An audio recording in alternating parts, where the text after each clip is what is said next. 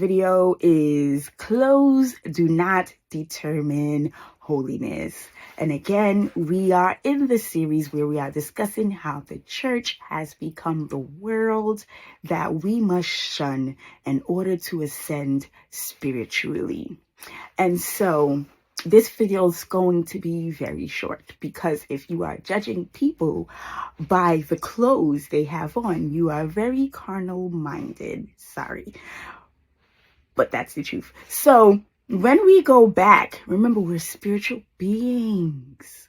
When we go back to Genesis 1:27, we are reminded that man was created in the image of God, meaning he is a spiritual being. Then he was given a flesh nature that was the first clothing, right? So you shouldn't judge somebody by their flesh nature to then limit their limitless nature, right?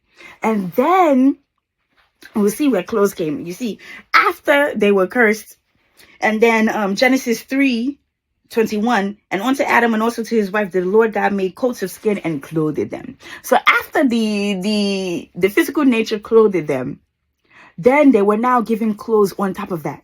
And then you are using this outside something to judge the inner being of an individual. It doesn't make any sense at all. Doesn't make any sense at all. Clothes are just an expression of the God within you, and you should be free to express that however you like. It should not be a determinant of holiness at all. There's no reason for that to determine how holy a person is, or if they're in right standing with God. And in fact, when we are seeing people who are kind of looking the same, we could see that they sort of have neglected that God within them. Because if they found that God within them, they will look like a complete individual. They won't be able to be duplicated. So when we are seeing people look like, Zara ad and Gap magazine, they have accepted what has been outwardly considered presentable. Because if you listen to the God within, it will be a unique expression.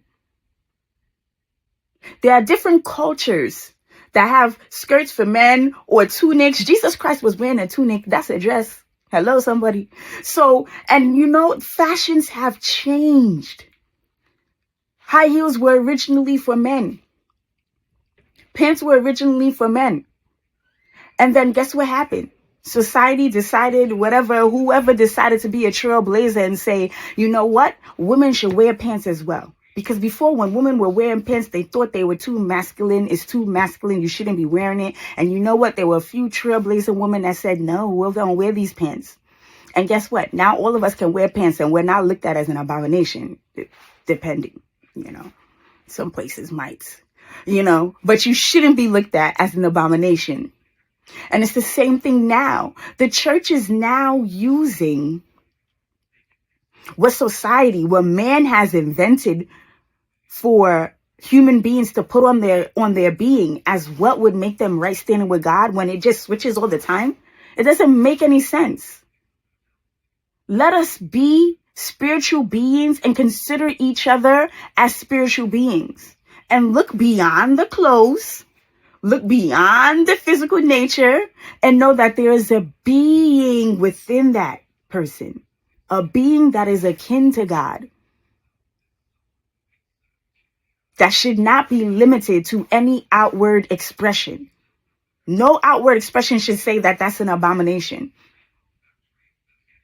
The church is saying that these clothing items that have just been invented in what year is an abomination to how God feels about an individual. That doesn't make sense. Especially when this individual, their true nature has existed from the foundation before any of these clothes came. It's important that we weigh things appropriately. Again, we are just reaping misery on our human beings to have to fit into a standard. There is none. Just love your Lord God with all your heart. Love your neighbor as yourself, which means accept their presentation. If it's not your taste, that's fine. But accept their presentation. It's their taste.